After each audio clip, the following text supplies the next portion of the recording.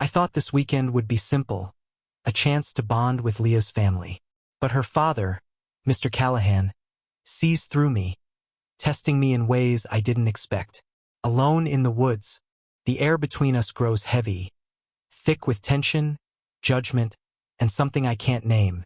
Every word feels like a challenge, every glance a dare, and I'm caught between proving myself and questioning everything I thought I knew. This was supposed to be a getaway. Instead, it's a reckoning I might not be ready for. Before we dive into this powerful story, let us know where you're tuning in from. And if you find it compelling, don't forget to hit subscribe. The low hum of traffic buzzed through the open windows of my apartment as I tied my shoelaces, glancing at the clock. Leah would be here any minute. She was punctual to a fault, a trait I both admired and dreaded, given my tendency to cut things close. Leah and I had been together for 3 years, and though our relationship had weathered its fair share of storms, it was undeniably strong. She was the kind of person who made everything seem lighter, her cheerful disposition a balm against my quieter, sometimes overly cautious nature. Still, there was one shadow that lingered over us. Mr. Callahan, Leah's father, a retired policeman. Mr. Callahan was a man whose presence filled every room. He had the kind of posture that demanded attention, the kind of stare that made you second-guess your every word. From the first time we met, I felt the weight of his scrutiny. While Leah's mother was warm and welcoming, Mr. Callahan was a fortress, a man of few words but many expectations. "Ready to go?" Leah's voice interrupted my thoughts as she let herself in. "Almost," I said, grabbing my jacket. Leah looked radiant as always, her auburn hair catching the sunlight streaming through the window. Her smile could make anyone feel at ease, even me, in moments like these. "We've got a long drive ahead," she said, kissing me on the cheek. "Dad's already loaded the truck, so we should get going before he starts getting... well, you know." I chuckled nervously. I did know. Mr. Callahan wasn't a man who appreciated delays, and the idea of making him wait was enough to send a shiver down my spine. The truck was already idling in the driveway when we arrived. Mr. Callahan behind the wheel and Leah's mom, Mrs. Callahan, sitting in the passenger seat. She waved cheerfully when she saw us, while Mr. Callahan merely glanced at me through the rearview mirror. "Morning, Rowan," Mrs. Callahan said as I climbed into the back seat. "Good morning," I replied, trying to keep my voice steady. "Let's move out," Mr. Callahan said, his tone curt but not unkind. The drive began in silence, save for the soft hum of the engine and the occasional rustle of Leah flipping through a magazine beside me. The scenery outside the window was picturesque, rolling hills and sprawling fields stretching into the distance. Despite the beauty, I couldn't shake the tension that settled over the truck like a heavy blanket. Mr. Callahan's presence was suffocating in its silence. Every now and then, I caught him glancing at me in the mirror, his expression unreadable. I tried to focus on Leah, who was happily pointing out landmarks and recounting childhood memories of trips to the cabin. "This place is going to blow your mind, Rowan," she said, squeezing my hand. "It's like something out of a dream. You'll see." I smiled, trying to match her enthusiasm. When we finally arrived, the cabin came into view like something out of a postcard. It was nestled at the base of a hill, surrounded by towering trees that swayed gently in the breeze. The wood was weathered but sturdy, and a faint scent of pine lingered in the air. "Home sweet home," Leah said, jumping out of the truck. Mrs. Callahan followed suit, her eyes shining with nostalgia. "It hasn't changed a bit," she said softly. Mr. Callahan began unloading the truck, his movements efficient and precise.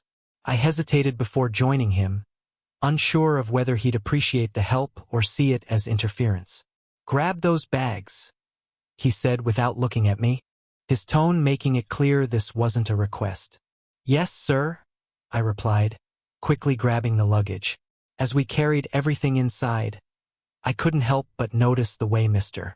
Callahan moved around the cabin. This was clearly his domain, a place where he felt in control. Even here, in the quiet of the mountains, his authority was palpable. "Rowan, "You'll be staying in the guest room," Mrs. Callahan said, gesturing to a small but cozy room at the back of the cabin.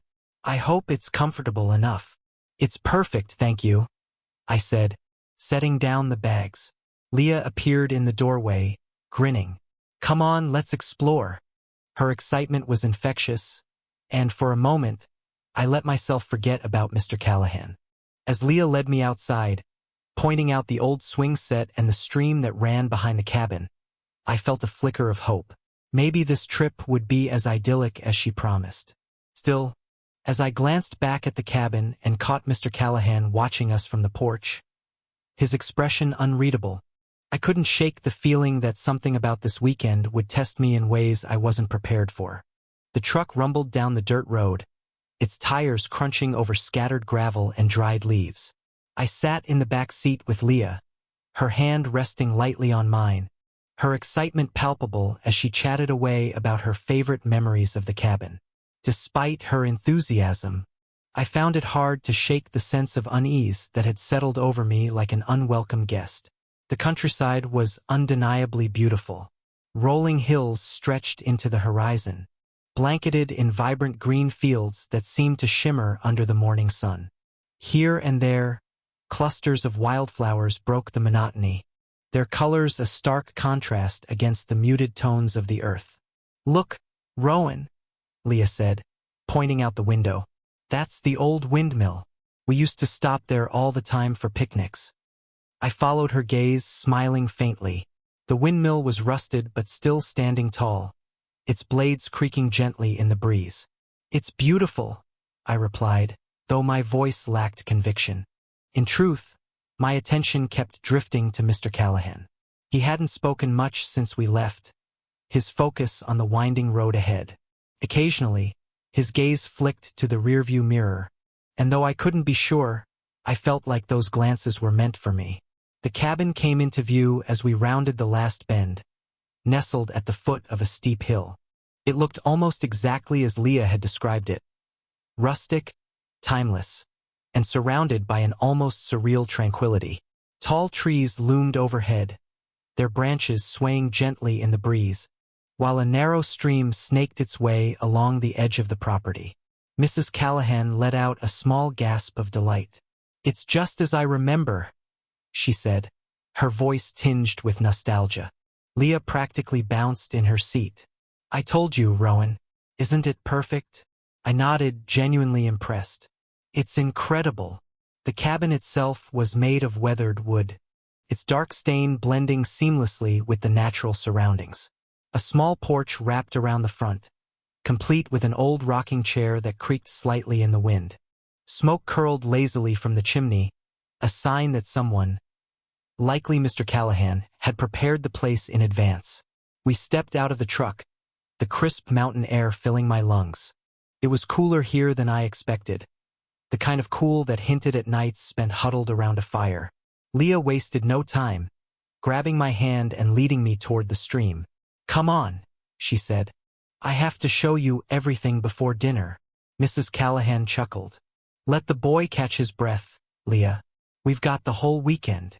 "It's fine," I said quickly, not wanting to disappoint her. The stream was exactly as Leah had described. Clear and shallow, its bed lined with smooth stones that glistened under the sunlight.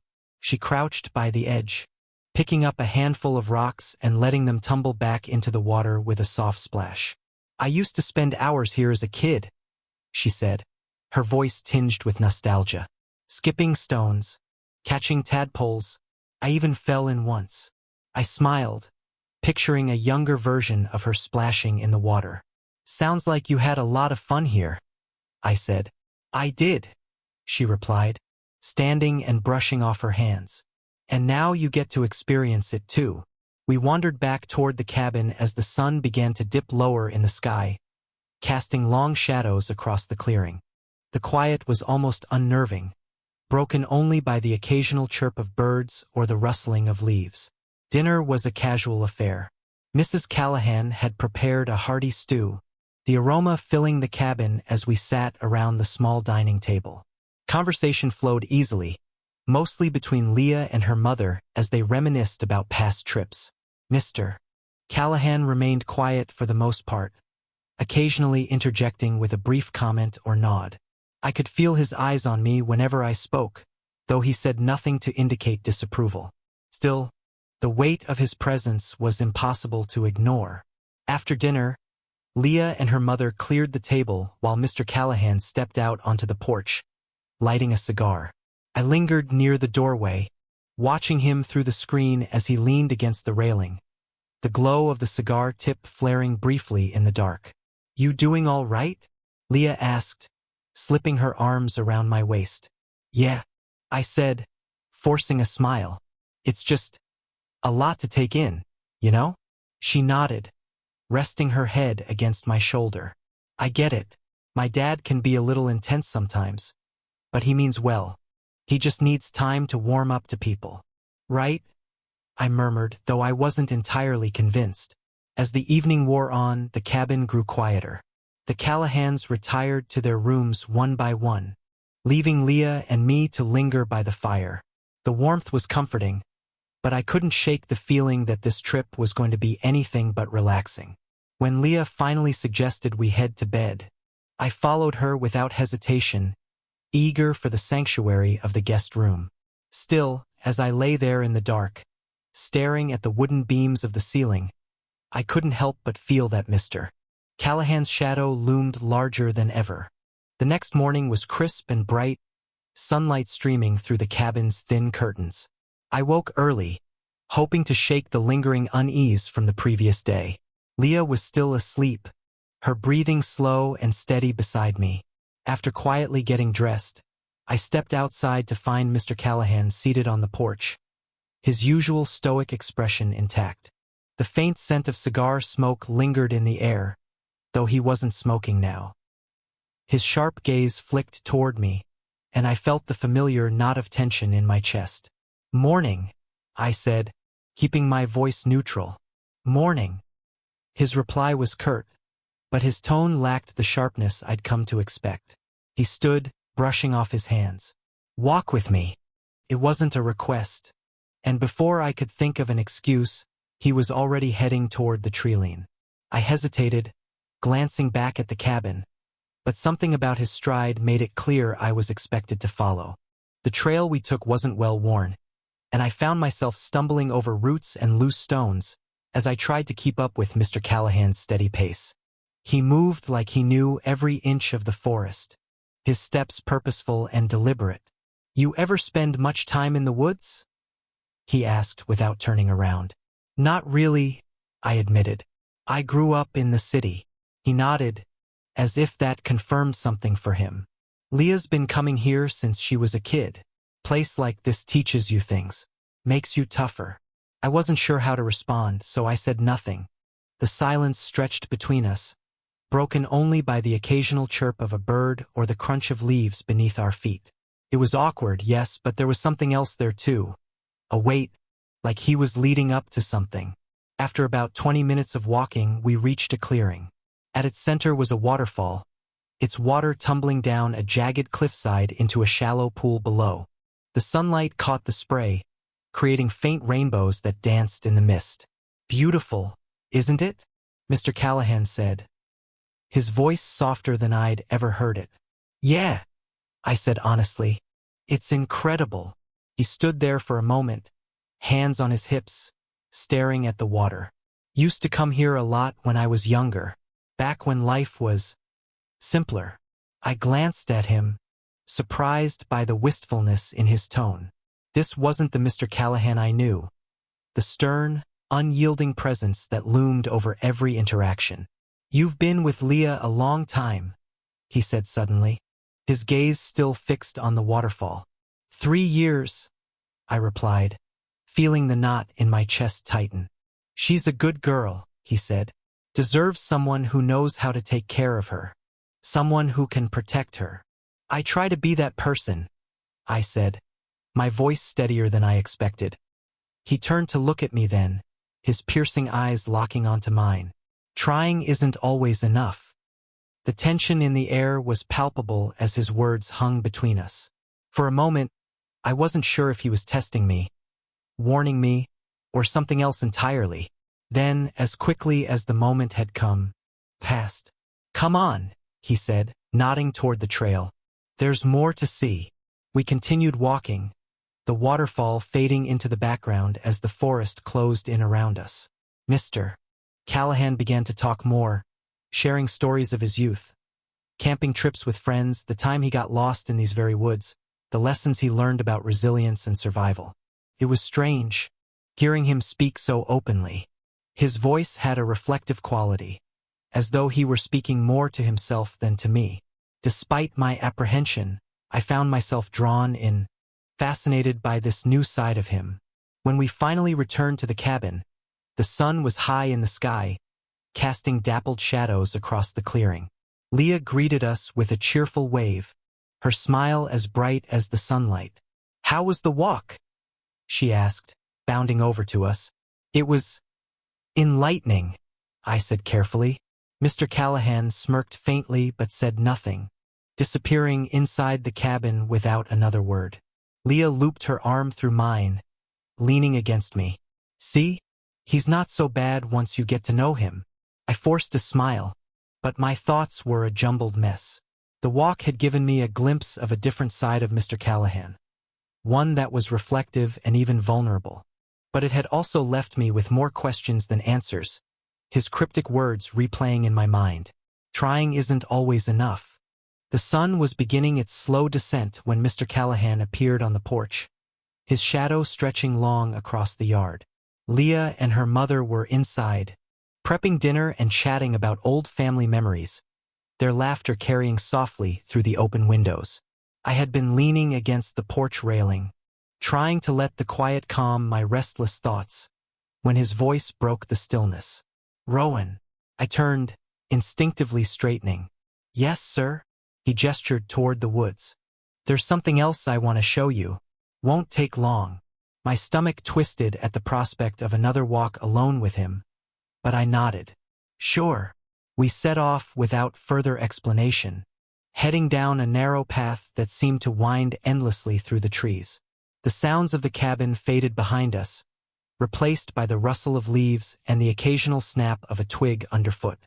The trail grew narrower and more uneven, forcing me to focus on where I placed my feet.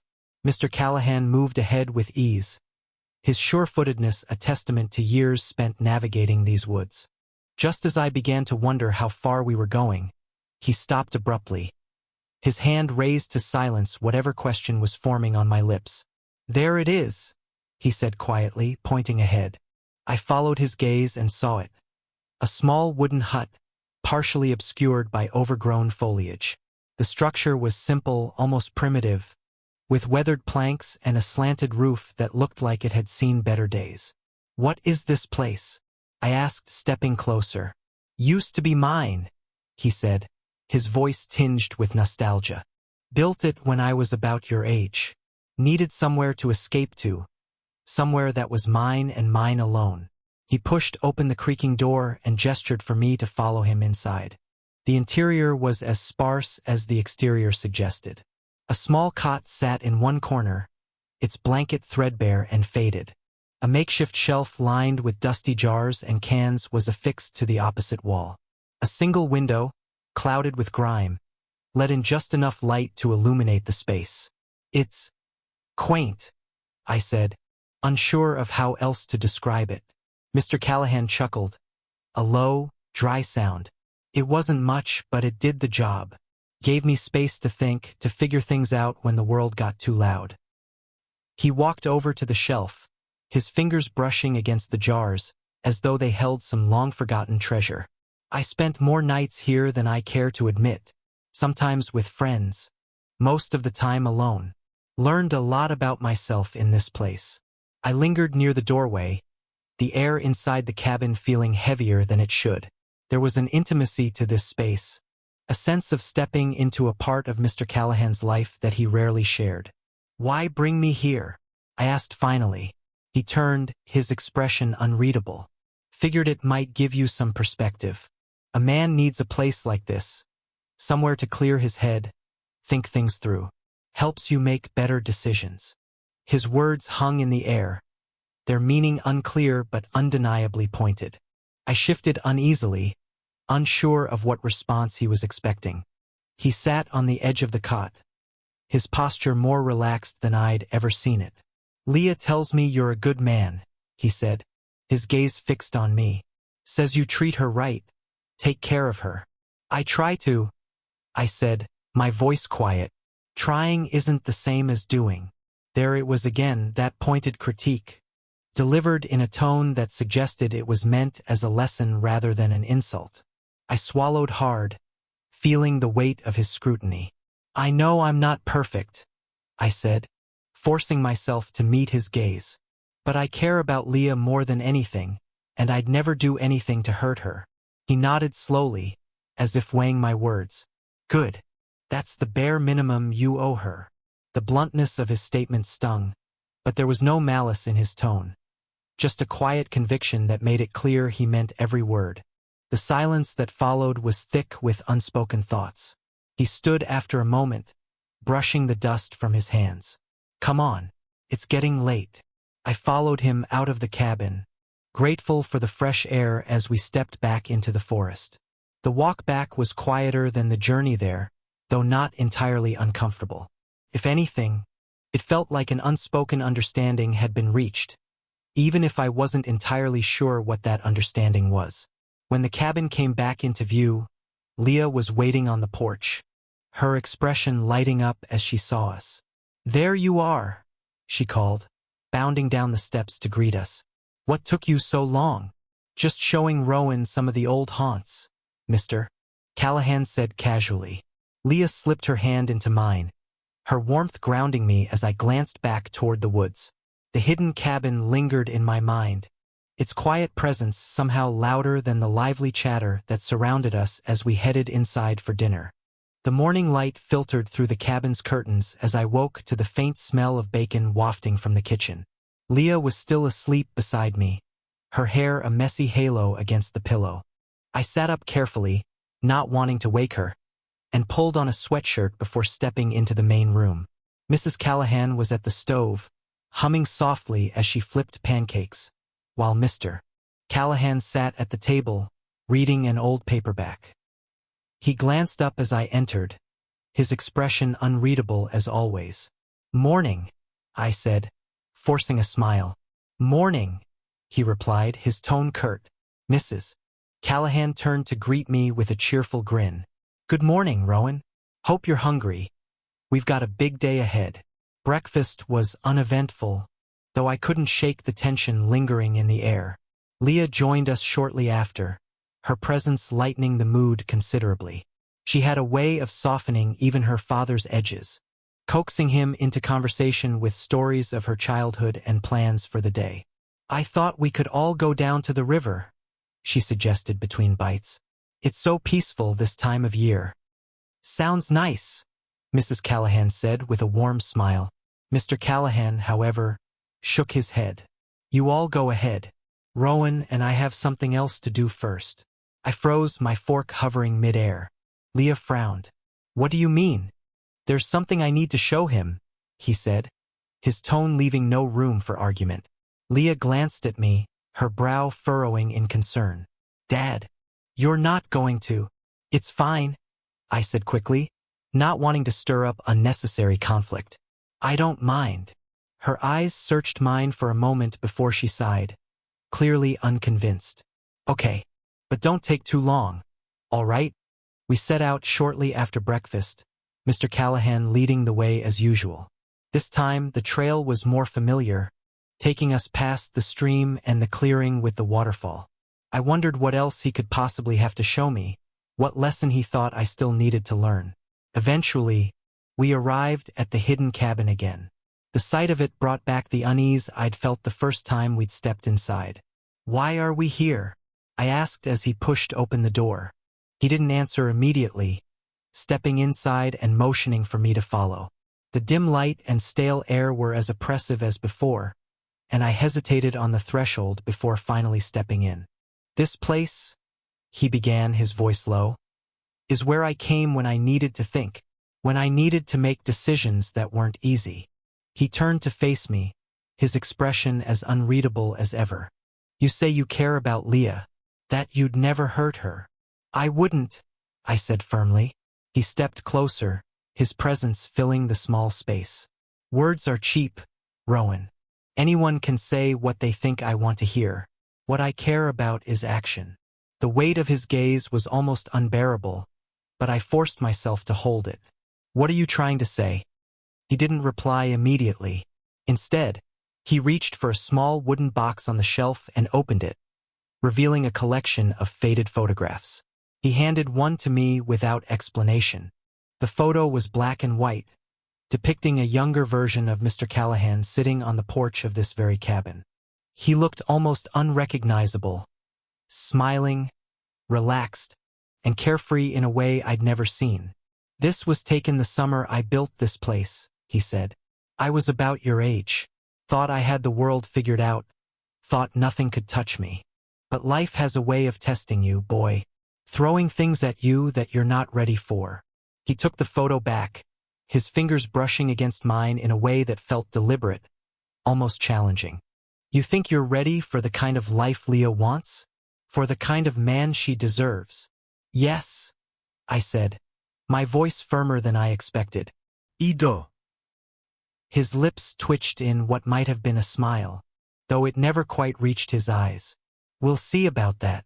The conversation took a turn after that, becoming less pointed but no less charged. He spoke of responsibility, sacrifice, and the importance of being dependable. I listened, unsure if his words were meant to guide me or test me, or both.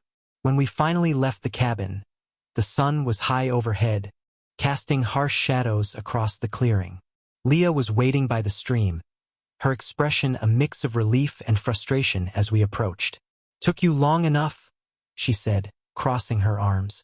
Your dad just wanted to talk, I said, trying to sound casual. She gave him a look but said nothing, instead slipping her hand into mine. Come on, let's go to the river. As we walked back toward the main cabin, I couldn't shake the feeling that something had shifted between Mr. Callahan and me. Whether it was for better or worse, I couldn't yet tell. The afternoon sunlight poured into the clearing as we returned to the cabin. Leah was leading the way, her hand warm in mine, her steps light despite the tension that still lingered. Mrs. Callahan was sitting on the porch with a book in her lap, looking up as we approached. There you two are, she said with a smile. I was beginning to think you'd gotten lost. Dad wanted to show Rowan some old landmarks, Leah said, her tone breezy but with a slight edge that only I seemed to catch. Landmarks, huh?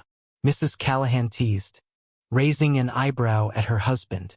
Mr. Callahan shrugged, stepping past us to sit in the rocking chair.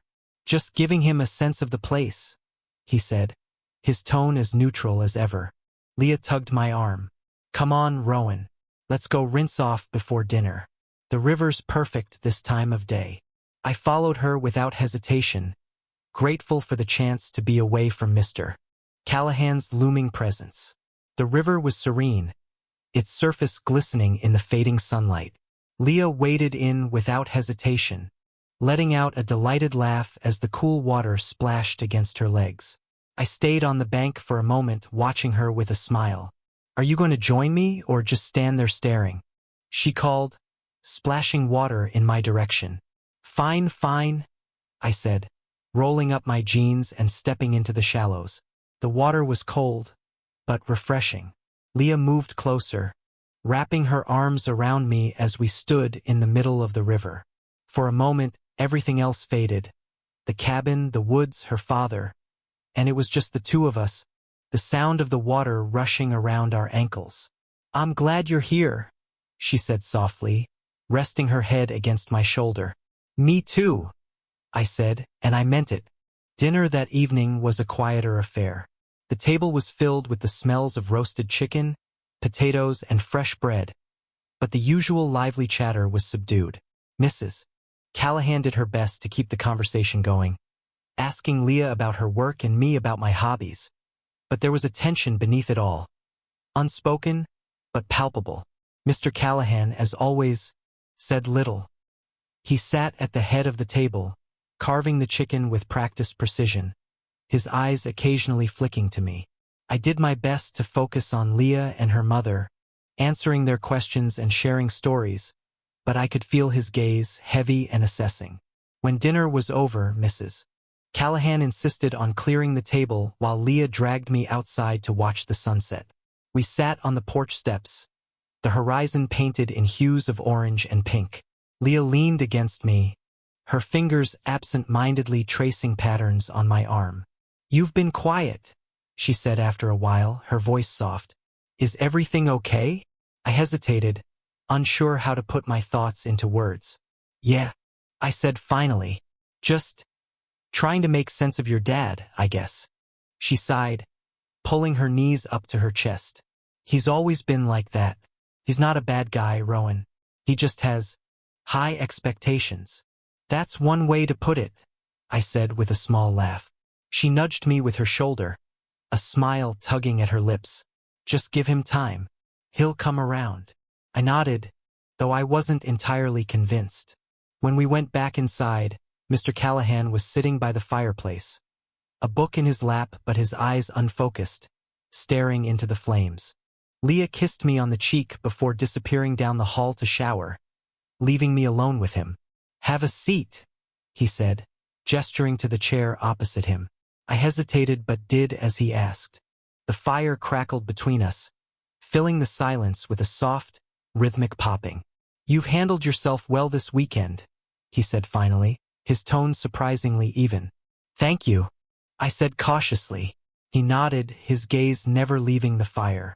"Leah means the world to me. Always has, always will. I need to know that the man she's with can take care of her. Not just when things are easy, but when they're hard." "I understand," I said, "and I want you to know that I'll do everything I can to be that person for her." For a moment he said nothing. Then he looked at me, his expression unreadable. "Good. Let's hope your actions match your words." The weight of his words hung in the air as he stood, the conversation clearly over. He disappeared down the hall, leaving me alone by the fire. When Leah returned, her hair damp and her cheeks flushed, she curled up next to me on the couch. We didn't talk much, the sound of the fire and the faint chirping of crickets filling the silence. But as the night wore on, I couldn't shake the feeling that Mr. Callahan's test wasn't over, and that whatever came next would be even more challenging. The morning mist clung to the trees as I stepped outside, the cool air a welcome contrast to the restless heat that had kept me tossing and turning all night. The cabin was quiet, the others still asleep, but my mind refused to settle. The weight of Mr. Callahan's words from the night before echoed in my head. "Let's hope your actions match your words." I sat on the porch steps, staring at the forest, trying to sort through the mess of emotions swirling inside me. There was guilt for feeling like I was constantly falling short, guilt for not being the perfect partner Leah deserved. There was confusion, too, over Mr. Callahan's cryptic approval, if it could even be called that. Couldn't sleep either? I turned to see Mr. Callahan standing in the doorway, his presence as commanding as ever. He was already dressed, a fishing rod slung over one shoulder. "Something like that," I said cautiously. "Grab your boots," he said. "We're going fishing." The river was serene, its glassy surface reflecting the muted colors of the overcast sky. We walked along the bank in silence, the occasional rustle of leaves or splash of water the only sounds. Mr. Callahan stopped at a narrow bend, where the water moved faster, and began assembling his gear with the practiced ease of someone who had done this countless times. "Here," he said, handing me a rod. I hesitated, unsure of how to handle it. He noticed and gave a faint smirk. "Never been fishing, have you?" "No," I admitted, feeling a little sheepish. He showed me how to bait the hook and cast the line, his instructions short and efficient. Once I had managed a passable cast, he leaned back against a rock, watching me with that same piercing gaze. "Leah seems happy with you," he said after a while. "I hope so," I replied, focusing on the ripples in the water. "She doesn't bring just anyone up here," he continued. "This place, it means something to her, to us." "I know," I said, turning to meet his eyes. "I don't take that lightly." For a moment he said nothing, his gaze shifting to the river. You ever feel like you're in over your head? The question caught me off guard. Sometimes, I admitted. But I figure most people do, right? He nodded slowly, his expression unreadable. Life has a way of testing you, Rowan. Pushing you into situations where you have to choose who you are, what you stand for. His words felt heavy, weighted with meaning I couldn't quite grasp. I wanted to ask what he was getting at, but something in his demeanor stopped me. About yesterday, he said suddenly, his tone quieter. At the cabin. I stiffened, my grip tightening on the rod. I might have been hard on you. He continued, his eyes still on the water. It's just Leah's my daughter. My only daughter. I don't want to see her hurt. I understand, I said carefully. He nodded, his jaw tightening. Good. Because no matter what you think of me, I'm not your enemy, Rowan. I just want what's best for her. The words were unexpected, and I wasn't sure how to respond. There was a vulnerability in his tone that I hadn't heard before, a crack in the armor he wore so well. We fished in silence for a while after that, the tension between us easing slightly. I caught nothing, but he managed to reel in a small trout, his movements deft and precise. Not bad for a city boy, he said with a faint smirk as I managed a somewhat awkward cast that didn't tangle the line. I chuckled, grateful for the break in tension. I'll take that as a compliment. By the time we packed up and headed back to the cabin, the air between us felt lighter. It wasn't exactly camaraderie, but it was something, a tentative truce, maybe. Leah was waiting on the porch when we returned, her face lighting up when she saw us. Did you catch anything? She asked, bounding over to inspect the cooler. Your dad did, I said. I mostly just practiced. She grinned, leaning up to kiss my cheek. It's the effort that counts. As we headed inside, I glanced back at Mr. Callahan. He met my gaze for a moment, then nodded an acknowledgement, maybe even approval. It wasn't much, but it was enough to ease some of the doubts that had plagued me all morning. Still, as the day wore on and the cabin buzzed with the usual warmth of family chatter, I couldn't shake the feeling that our conversation by the river had left more unsaid than resolved. The sun dipped low over the horizon, painting the clearing in hues of orange and gold as the final day of our trip wound down. Dinner was laid out on the table, a simple but satisfying spread of grilled trout, roasted vegetables, and fresh bread.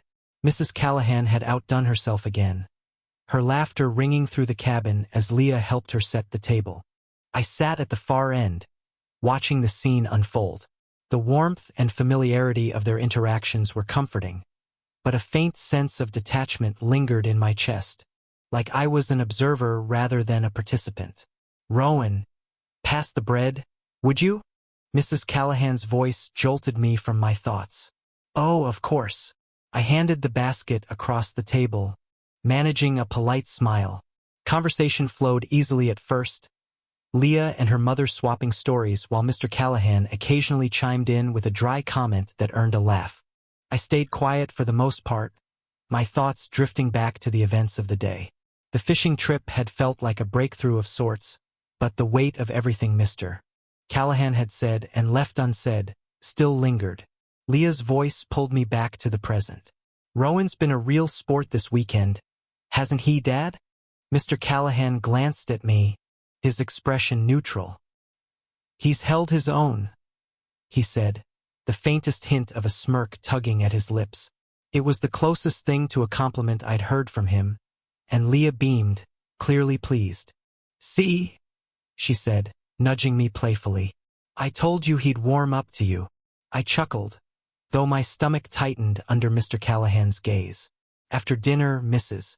Callahan insisted on clearing the table while Leah dragged me outside to sit by the fire pit. She had already lit a small blaze, the flames crackling softly as the night settled in around us. Are you okay? She asked, leaning into me as we sat side by side. Yeah, I said, though the words felt hollow. You've been quiet, she said, her voice gentle. Did something happen with Dad today? I hesitated, unsure of how much to share. We talked, I said finally. I think he's just trying to figure me out. Leah sighed, resting her head against my shoulder. He's always been like that. He doesn't open up easily, but when he does, it's worth it. Trust me. I nodded, though I wasn't entirely convinced. The fire burned low as the night deepened, stars beginning to peek through the canopy above. Leah dozed off against my shoulder, her breathing soft and even. I stayed awake, staring into the embers, my thoughts a tangled mess. When I finally carried her inside, the cabin was quiet. Mr. Callahan sat in his usual spot by the fireplace, a glass of whiskey in hand. He looked up as I passed, his expression unreadable. "Night," I said softly. "Good night," he replied, his tone even. Back in the guest room, I lay awake for what felt like hours, replaying the events of the weekend in my mind. Mr. Callahan's words, his pointed looks, the tension that seemed to ebb and flow with every interaction. All of it weighed heavily on me. Leah's love was the one thing I was sure of, the anchor that kept me steady. But I couldn't shake the feeling that this trip had changed something. Not just between me and Mr. Callahan, but within myself. As the first light of dawn crept through the curtains, I made a silent vow to be better, not just for Leah, but for myself. Whatever tests Mr. Callahan had put me through, I wasn't going to let them define me. Breakfast the next morning was a quiet affair, everyone clearly feeling the weight of the trip coming to an end. As we packed up the truck and said our goodbyes to the cabin, Leah's excitement returned in full force, her chatter filling the space as we drove back down the mountain. I glanced at Mr. Callahan in the rearview mirror once or twice, but he didn't meet my gaze. Still, there was a faint shift in his demeanor, a subtle easing of tension that gave me hope that, in his own way, he'd come to accept me. For now, that was enough.